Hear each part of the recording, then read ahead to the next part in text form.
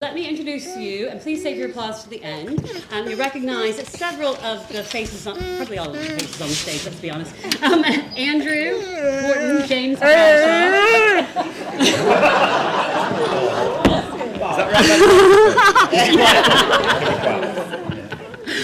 Mark Gatiss, Ian Hallard, Donna Berlin, Rose Chaloux, and Sarah Crow.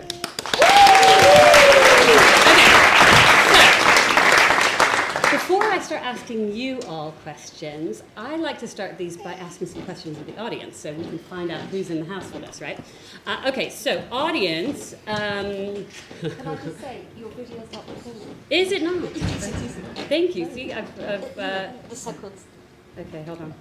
This audience is so good. It is. Yeah. It is. Oh, it's like Star Trek. I know. But thank you. So all of you, eyes on that. It is recording. Can you see it now? Perfect.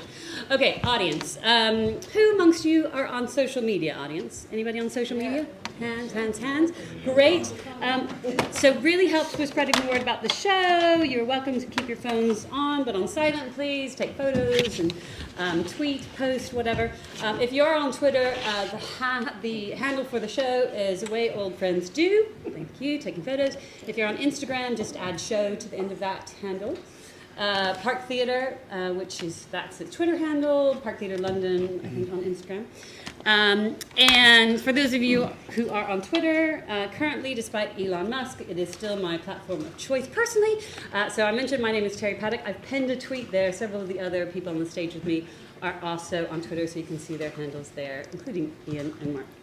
Okay, so I'm assuming most of you know, but in case you didn't, Ian wrote this beautiful show in addition to and Mark directed it. That's why he's here, not just for some random reason. Okay, any ABBA fans in the audience? Yeah. A lot of ABBA fans. Any super ABBA fans in the audience? Okay, all right. Any members of ABBA tribute bands in the audience? Any members of ABBA in the audience? Okay, all right. Quick, everybody shout out at once. What's your favorite ABBA song? Dancing Queen. Oh, yeah. And it takes it all. I like the music speed. Okay. Music speed. Okay, it's good we've got some diversity. I won't be so controversial as to ask which is your favorite of the four. Is that too controversial? Benny. Okay. Let's hear it for Benny. Okay. Bjorn. No. Frida. Yes. And Yetta. Yeah. Okay, we're mixing it up. Okay, fine. Anybody know they've already got a question they want to ask? I can't see. Okay, so all I ask is that you do raise your hand before I call on you, and shout out if I'm ignoring anyone in the circle. I'll keep looking up. Right. Okay. So, and for those of you on the panel with me, you guys obviously know the play, the production, ABBA, whatever, better than I do. If I'm missing something key, just steer me in the right direction. But audience, don't be shy, because we generally run out of time with these things, and then people get annoyed with me that they can't get a question in. We haven't got much time. Okay, just before we start, as I normally would, for the benefit of the recording, we are recording this the day that the death was announced of Paul O'Grady. Ian, you open this evening's performance by dedicating it to Paul, whose voice opens the show, and also it has a lengthy voiceover in both the first and the second act. You spoke about it to begin with, but why did you want Paul O'Grady involved in the first place? How was he involved in The Way Old Friends Do? Well, that final, because I wrote the play 4 years ago, and at that time the final scene kind of was stranded at some point in the future because it takes place on the night that the new ABBA songs are released. And back in 2019 we didn't know when that was going to be. We thought it was going to be sooner than it ended up because COVID came along. So post-COVID, that scene, I was kind of like, well, actually the emergence of COVID actually was quite handy in some respects, because it meant I could actually pin a date on it, and it helps with the whole passage of time, and you know that a long time has happened in between that and the previous scene. So I thought the easiest way to do that was to have a radio and the DJ, and also it would give me enough time to get changed, which was a lot of the consideration in the play. And so I wrote a little bit of kind of current affair stuff and thought put a couple of jokes about Chris Whitty or something. And so then it was, well, who can we get to do a radio DJ? Who did we know that might be interested? And so we went to Paul. Well, actually, Paul came to the press night of the play I had on last year. And so I collared in then and said, would you be interested in doing a little bit of a voiceover? And he was charming and gracious and said, yeah, absolutely, just let me know. So it was all very straightforward, wasn't it?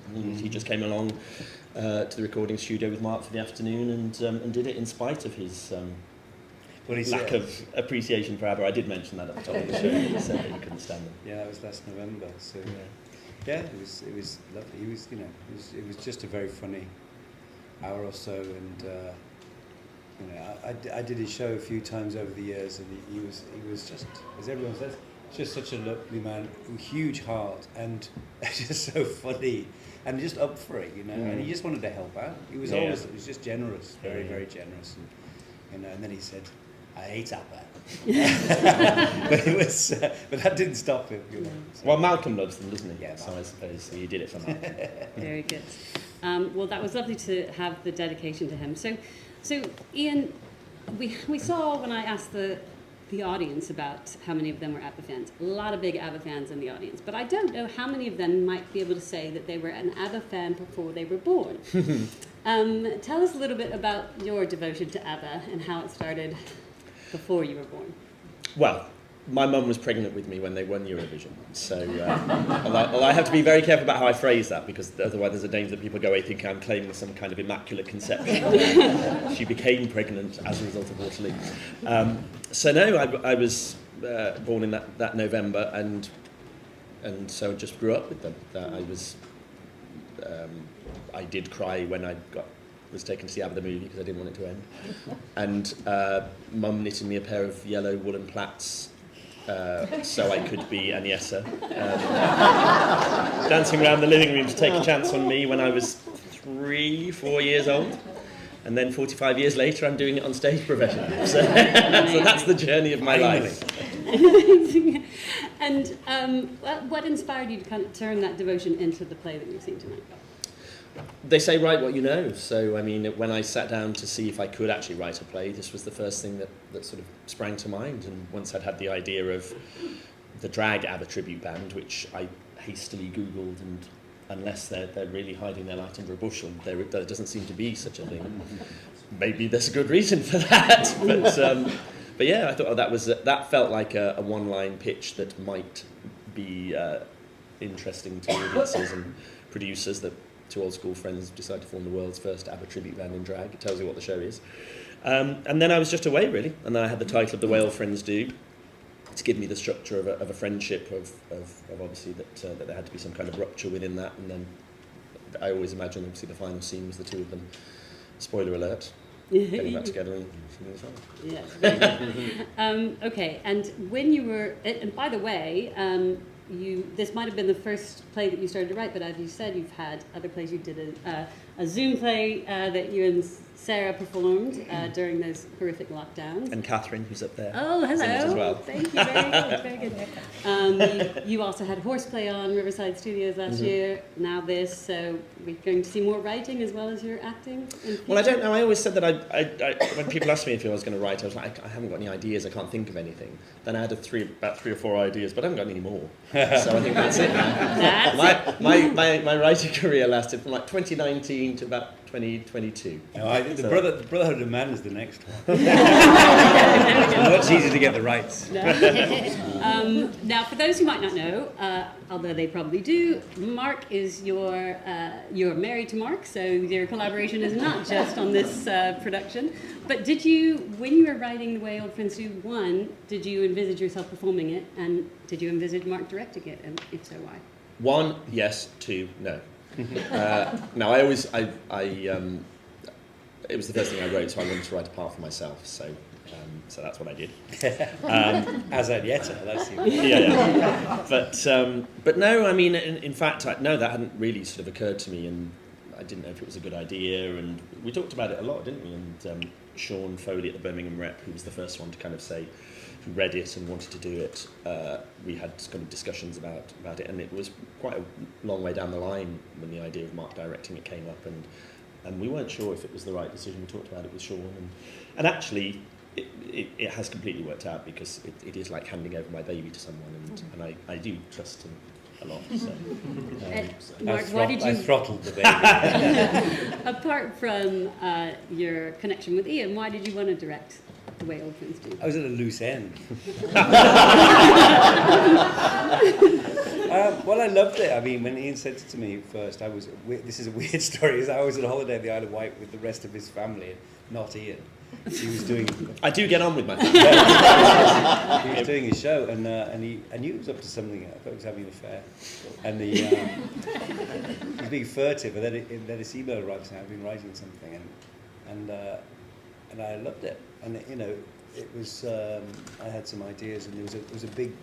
The backstory of Edward and Peter was a big part of the show, and I thought you just don't need it. That was my biggest note. You can just imply all these things rather than having a big flashback that would require teenage actors.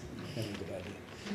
No, the idea is that we'd play ourselves, so even worse. Even worse idea. Blood brother, we already have one blood brother. We don't need another one with middle-aged actors playing 13-year-old schoolboys. And I just loved it, and I was very excited about it, really. And I thought, this is a really, I've been over the years. It's funny when I started out. People would always say to me, "Oh, you're so lucky to write as well. You can create your own work," and I am, to have done that. But it's much more common these days. You work with younger actors they're always making their own movies and screenplays. It's very, I think it's an incredibly important thing to do in a very insecure industry, to be able to have a string to your bow. So I was very pleased that Ian had a voice, and it was good. He was very excited about it, and also because. I think it's exactly the reasons we wanted to put it on is exactly what people need at the moment.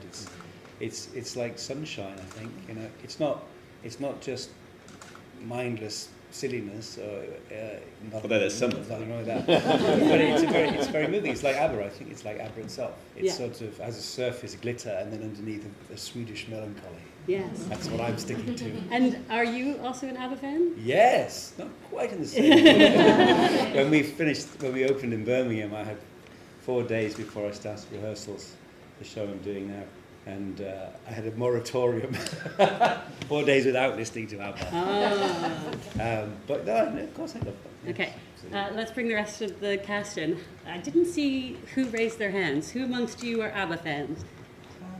We all are now. So who was not an ABBA fan before this, but has become any conversions? No, you were all ABBA. I don't think I knew as many songs. It's been quite the journey of learning with the human glossary. Yeah. You didn't ask who was an ABBA fan before but isn't anymore. Oh. Does that apply to anybody? I do feel for them when they walk into the foyer and literally the front of house is playing ABBA as well. Oh, God. It's like working in a shop at Christmas, isn't it? So who will never listen to the ABBA playlist on Spotify ever again? No. Okay, well, Andrew's not sure. No. No, definitely will. Definitely. Definitely will. It's good party music. So You like the orchestral stuff in the interval, don't you? I do. I really enjoy. Mark hates it, but I really I like put it. that as a joke.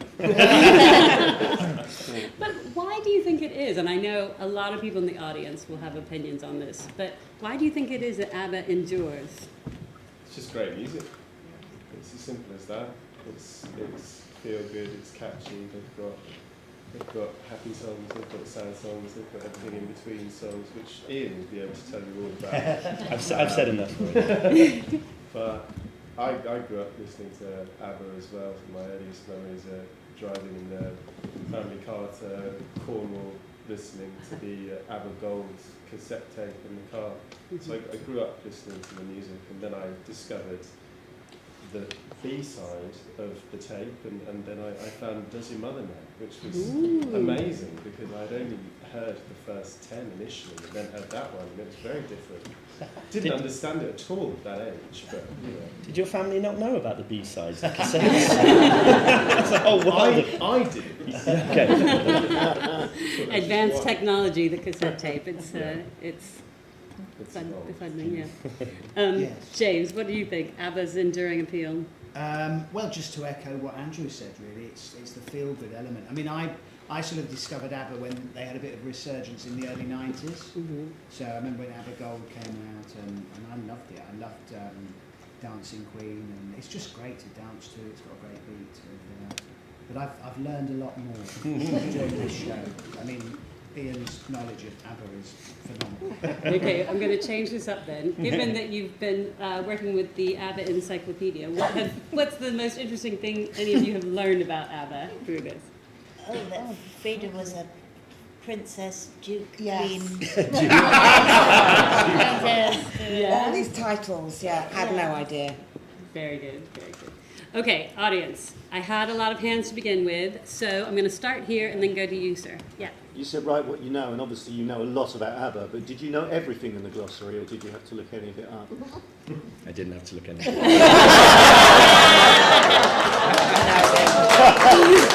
The glossary is real. The glossary is real. I came back one Wait, night. who's got the I book? came back one night, and he'd spent the whole day. The whole morning. I mean, it's great because it's a detail, but it's all there. Well, you see, when you're in an intimate space like this, you need to know that if people are looking over your shoulder, that on page 8 it actually does say Burning Up. People are not. Were you looking? Were you looking? You were looking. Okay. Anybody want to challenge any glossary definitions? Okay, good question to start. Yeah, And I just wanted to ask you, why do you think ABBA appeals so much to LGBTQ plus people? Thank you. That was I on my could give list. you my whole thesis. I mean, yeah, 'cause Andrew's character was gonna talk about it.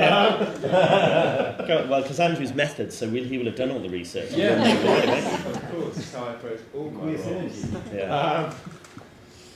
I don't know. I'm just going to hold my hands up and say, I don't know. Ian. Well, I don't really know. I mean, who knows why anyone loves something? It's a weird, it's a strange thing that it particularly does have that appeal. I mean, and on the face of it, you kind of think, well, it shouldn't. I mean, their image, certainly initially, couldn't have been more heterosexual. It was two straight couples. And also, you don't, I mean, it's a bit tedious when people go, oh, they're camp, aren't they? And the costumes were camp, and it was all a bit silly, and that's what gay people like, is pretty reductive and I think a bit and sort of nonsensical.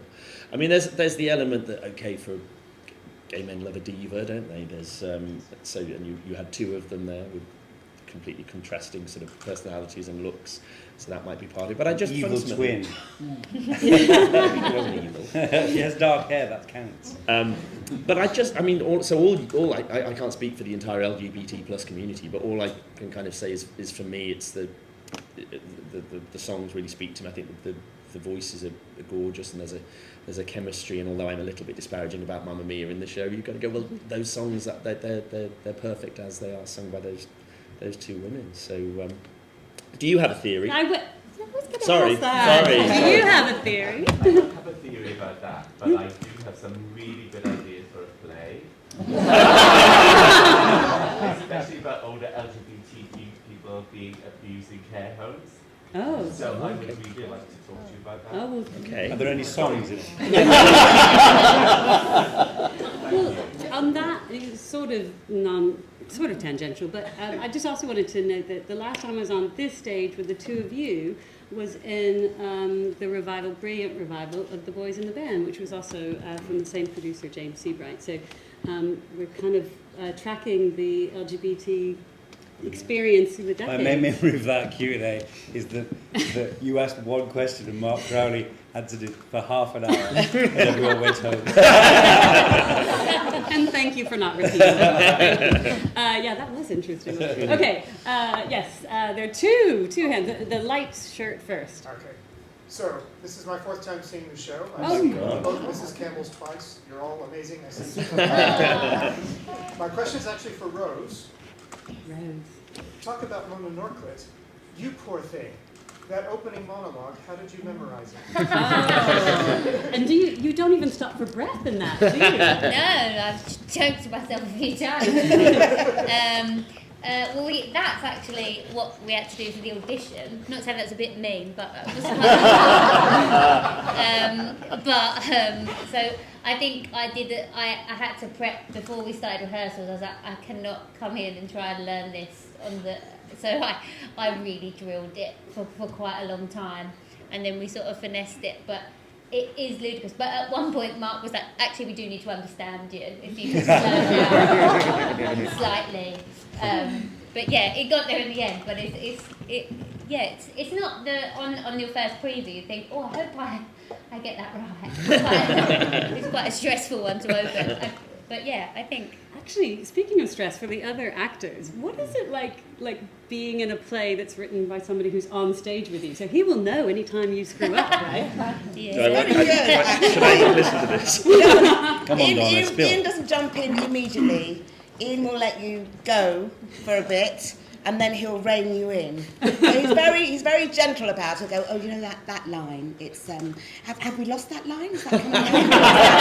Oh, right, okay. That's brilliant. Any other people who've had Ian's? Oh, here comes Bob. Ian's hand on his shoulder.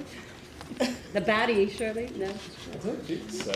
No, you get it all right, James. Yeah. He tells me that always getting told that. That's nothing to do with the show, though. That's But we have a lot of fun, don't we? We do. We do. Yeah. And in fact, how set was the script when you started rehearsing with the company? Pretty set, yeah. I mean, there were a few trims, weren't there? Inevitably from rehearsal, and but yeah, it was really the biggest challenge in rehearsal was we didn't have the revolve. We rehearsed at Jerwood space, and I kept saying what we have to do now is I want to get the show as tight as possible and then throw it at the revolve and see what happens.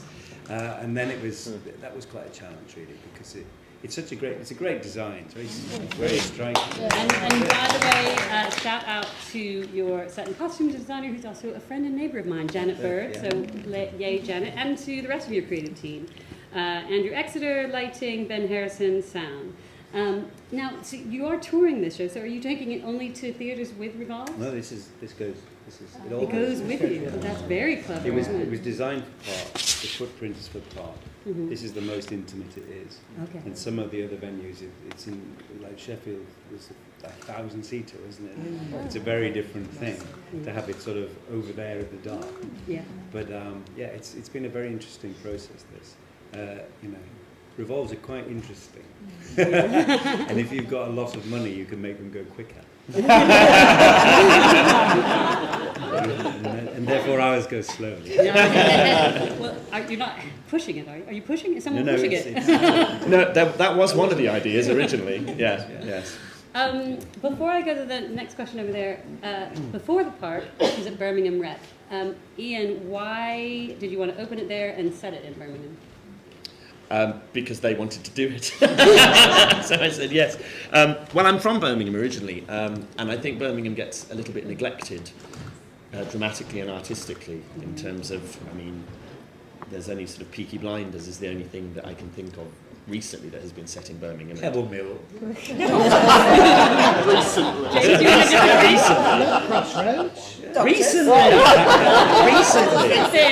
Feels like 5 minutes to go. But actually, Peaky Blinders, the couple of times I've watched it, they all sound as if they were from Liverpool anyway. So so I wanted to kind of do that, and that was one of the lovely things about Sean, kind of saying that he wanted to encourage local talent and stuff. So yeah. Rummy's in the audience. Give a shout. They all saw it in Birmingham. You're the one. That's the APOC Queen laugh. There was another hand over here. Sorry to talk politics, but what's the Nick Clegg obsession? Has he been Nick Clegg plus bashing Facebook in his new job? He's like got a double win. Yeah, I know. That wasn't deliberate. Well, the politics thing was really a handy way of kind of keeping tabs on the timescale, really, because I wanted to get across, obviously, that time was passing. And the other option would have been to kind of flash up the date somewhere on the set. But I thought I'd rather not do that, which is again why we also added the little bit of Paul at the beginning to establish that we're, because it's that weird thing of it's not set in the present, or at least the early bits aren't, but it's recently enough that, I mean, obviously we're not in period costumes, so that, that's clearly 2015. So the politics and and Nick Clegg's political kind of trajectory kind of gave us a way of going, okay, that's where we are. He was Prime Minister, Deputy Prime Minister, now he isn't.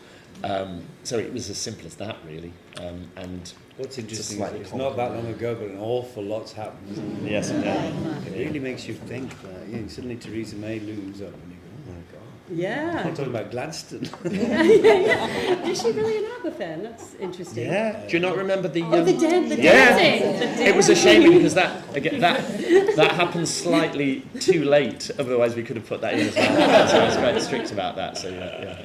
Okay, I'm looking for other hands. But I've been ignoring the circle. Anyone in the circle? Can you wave at me if you are?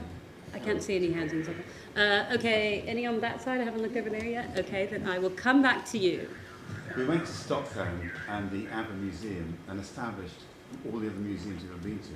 It's the world's most expensive museum. Oh, how much is it? Well, I can't remember. I just thought it was horrifically expensive. the ticket? We still paid. We still went. But is that a limitation in putting on a show in which you use their music? Ooh. Compared to Brother Big Man. But they do know about it, don't they? Yeah. Well, the song, the Whale Friends do. We've licensed it, and we pay for it. So I think they've been quite kind. I don't think they've charged us an extortionate amount of money. So no, it's okay. It wasn't prohibitive. So otherwise we wouldn't be doing it. They make all the money from the museum, obviously. So they don't need to worry about us. Okay. Yes, in the green. Have you had any sort of? Do you think Bjorn, or more so Bjorn, because he spends a lot of time in the UK, and Benny with ABBA Voyage? Do you think they'll come and see the show, or any indication they will see a performance, or any ideas whether any of the members of ABBA will see the show? I don't know. And I don't know if I want them to. I mean, if you imagine, if they hated it, that would be awful. And if I stepped out and saw them in the audience, I don't know what I'd do. So. I do.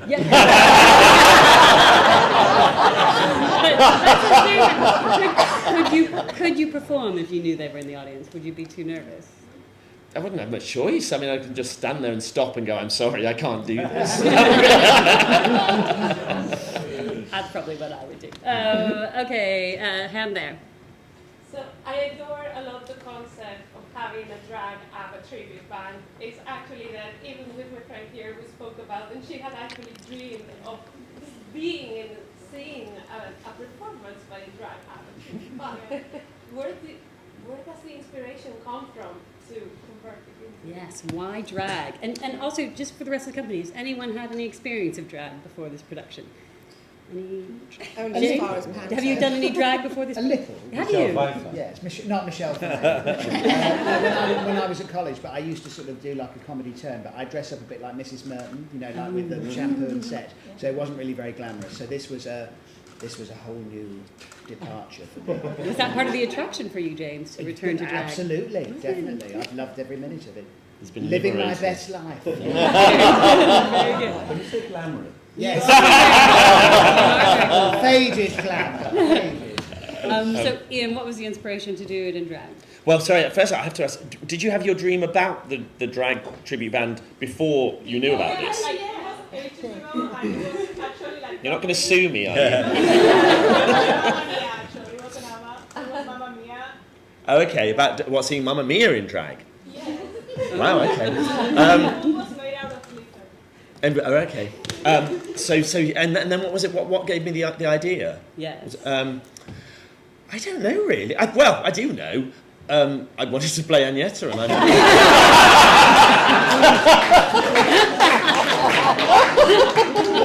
that was the only way of doing it.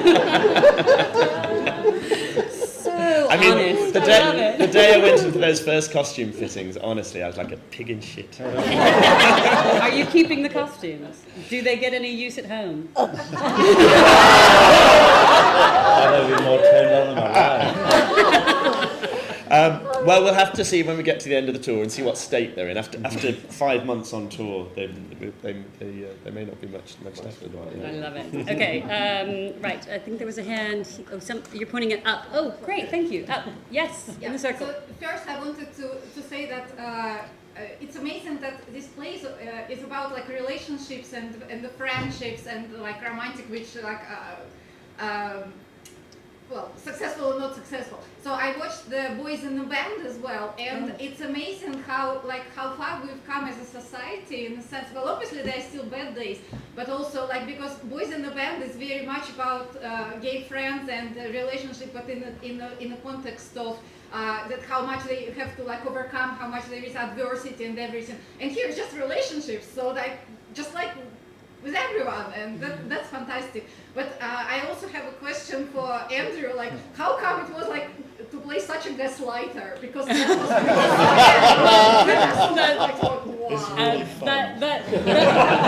I need to supplement that question by I have not been in a play or in a show that wasn't a pantomime that got such a boo and a hit. Oh my God, like as soon as it was revealed, everybody back there was like, oh my God, no.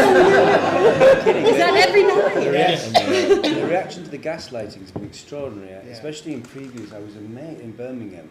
There was one night, it was like, honestly, watching a melodrama. This woman went, put their hand on their mouth. And there's a prop, you can see people going, no! Someone's house. An outrage, someone in Sheffield. Oh, yeah. It was the night of the first preview, and I was sat next to our AD, and when it was initially revealed, somebody behind us just went, "Dirty slag."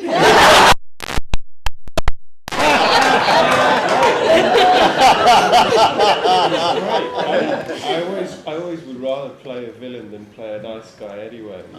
It's very interesting in such an intimate space as the park because you can see everyone's faces. And some people really, really stare me down. Absolute horror. Absolute hate in their eyes. I just have to glaze my eyes over so I'm not completely distracted by them. But it's brilliant. It's like being a pantomime villain every day. And you milk it at the curtain call. Oh yeah. I'm not gonna pretend otherwise. I love it. I would like to get a whoop occasionally. Okay, everybody, whoop for Andrew. And that's me done for the tour. And to Mark, Ian, given that you were both in The Boys in the Band, do you just want to maybe comment on the audience members? Yeah, I think it is wonderful to note. When was The Boys in the Band written? That was 1969. The first production was 69, so I guess it was written 61. Yeah. Yeah, I guess so. Although I think it's interesting, I think for gay men of mine and Jimmy's age, there is still that Section 28 and the whole becoming a teenager at the apex of the kind of the HIV and AIDS epidemic. That leaves scars as well. So I think, and I didn't. That's a part of their backstory and what informs them. Obviously, it's not a huge strand of the play, but it's there in their background. It's easy to forget the intolerance, isn't it? That was around at that time. Yeah. But also, it's funny that the drag element, which seemed so straightforward, isn't that? I mean, and innocuous. Drag should never be innocuous, I think, but because it's actually it's transgressive, but it's become weaponized now. This extraordinary extent. People, it's amazing losing Paul, who was the face of primetime television as Lily Savage, and yet, Dominic Raab first of all conflates him with Larry Grayson, basically to say they're all the same, even after 40 years, but also then just immediately makes some terrible joke about woke comedy, and it's just disgusting. And in the United States are banning of course, it's very bad in the States, and therefore we get a sort of pound shop version of it here. But the thing is constant vigilance. we imagine these battles are won, and they're absolutely not won. They can be just destroyed with the stroke of a pen. And one election, it'll all be over, and we just, we have to keep fighting. Yeah. Indeed. Audience, I think we've got time for maybe 2 more questions. So who's got the hand? Oh, you're pointing up. Thank you. You guys are great. Yes, there. I noticed a little disparaging comment about the new ABBA material somewhere in there. I just wondered, when was that written? Was that written prior to 2021? Sorry, can you? Can you hear? Yes, yeah. They said noticing disparaging comments about the new ABBA material. The new ABBA material. I wondered, when was that written? Was that sort of before 2021? And also, what do you think of it? That Voyage album that came out that year. Sorry, disparaging comments in the show. He means what he means, because Christian says you'll never be disappointed by the material, etc. Oh, I see. Oh, yeah. Oh, no, that isn't supposed to be a disparaging comment about Voyage. It was just that was that was my attitude in 2015. I think all ABBA fans were just like they'd always been so emphatic. It's never going to happen. We're never going to get back together. I was completely at peace with that. I'm like, well, if they're happy and they don't want to kind of tarnish their legacy, that's because that's what they kept saying. We don't want to tarnish their legacy. Then I just was like, yeah, that's fair enough. Okay. It's not supposed to be a comment on a kind of prediction. People do laugh at it because of that, but I think maybe. I need to change it then in that case, because Yeah. that's not my intention. I don't want them thinking I'm slagging off Voyage. No, I love it. A few laughs. So Take it away. Have you all been to ABBA Voyage? No, we haven't. I think we should do a cast trip. I thought That it would was be a cast induction. Yeah. Might take us. It's too expensive. The museum was expensive. What do you think of ABBA Voyage? What the show or the album?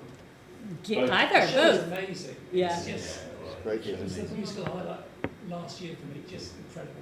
Okay. Album, a bit so-so. There are going to be fisticuffs, I think, in a minute. Okay, other hands? Thank you. Other hands? Can I see? Oh, okay, let's hear, you've already had one. So we'll hear, I know, we'll hear both, and then we'll decide if you can have a second. Yeah. Why make the baddie Australian? Is there something? Why make the baddie Australian?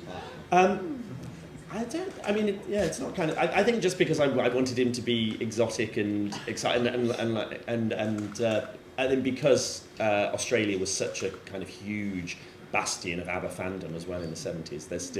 I think it's a subconscious revenge on ABBA the movie for making you cry when you were a child.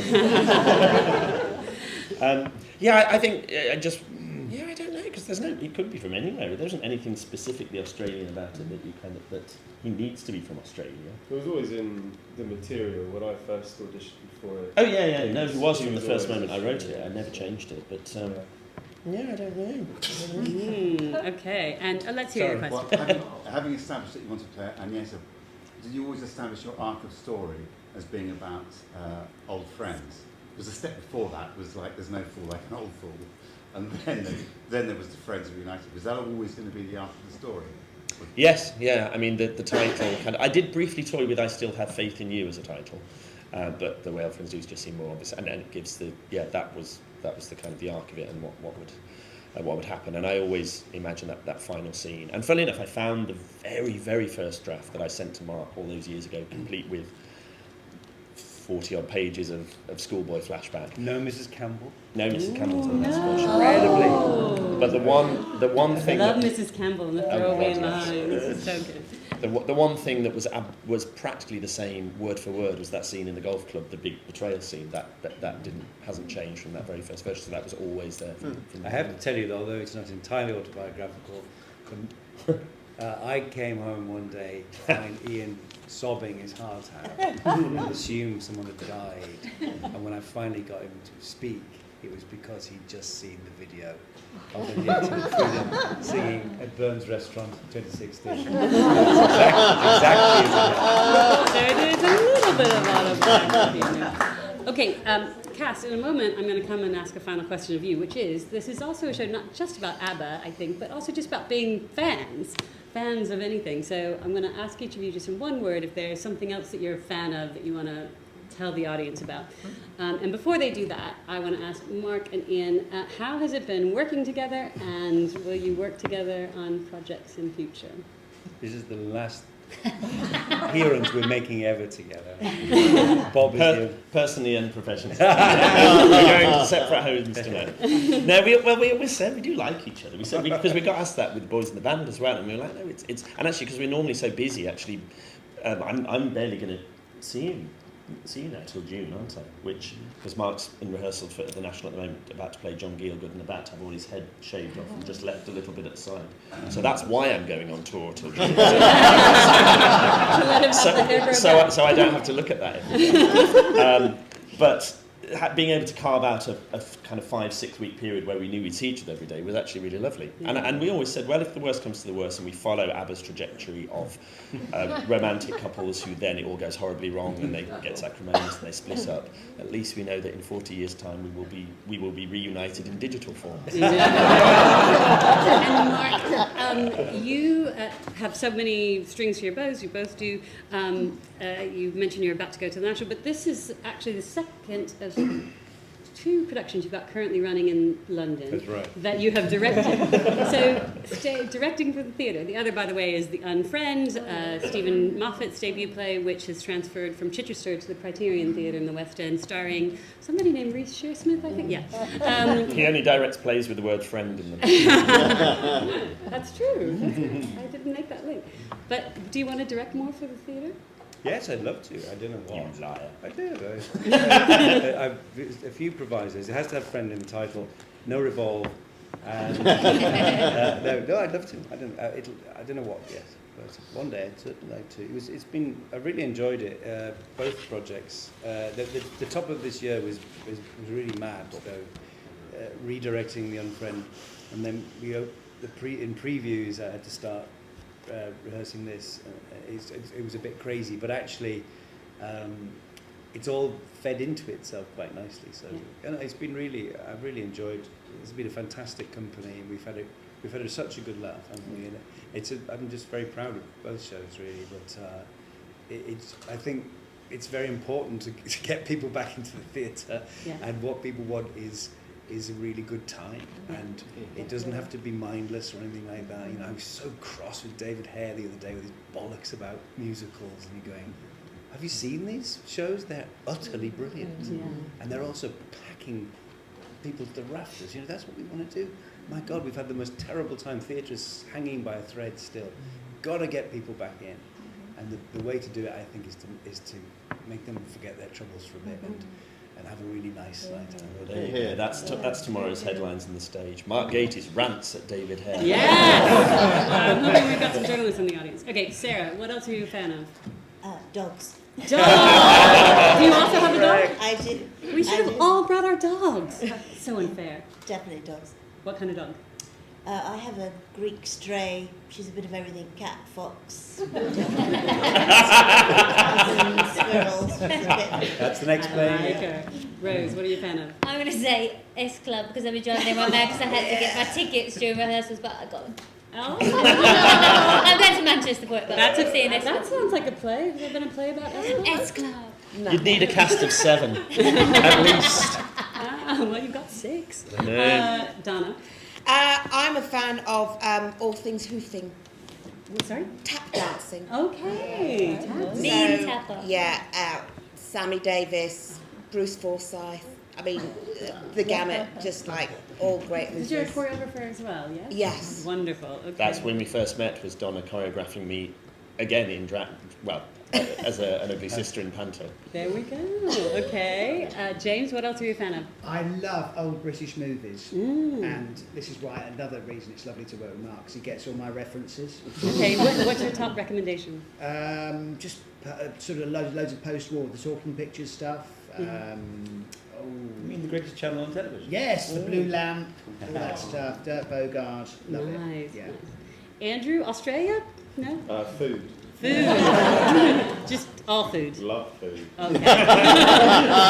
Love food. Mark, Ian, anything else? No. Okay. I am a fan of all these people and also dogs. And I'm just going to use the opportunity once more to remind you that there is merch available. You've already, she's already got it. Merch. Yes, indeed. Playtext from Nick Current Books. Souvenir program. Should have done umbrellas, I think. Yeah, and now, audience, you guys are our ambassadors for the way old friends do. Gosh, I forgot the old friends. The way old friends do. You're our ambassadors, so you need to go out and spread the word about the show. And you can come again 4 times like the gentleman over here. Have a loyalty card. Yeah, it's here until the 15th of April, and then it is touring with its Revolve until the 10th of June. So spread the word, and once we give them all a very big clap, for those of you who said you were on social media, please can you get your phones out, take a photo, share it on every platform you're on, and tell people to come? Yes? Is everyone nodding? Okay, wait. Okay, so please join me in thanking, save your applause for the end, Andrew and James and Mark and Ian and Donna and Rose and Sarah and Bob.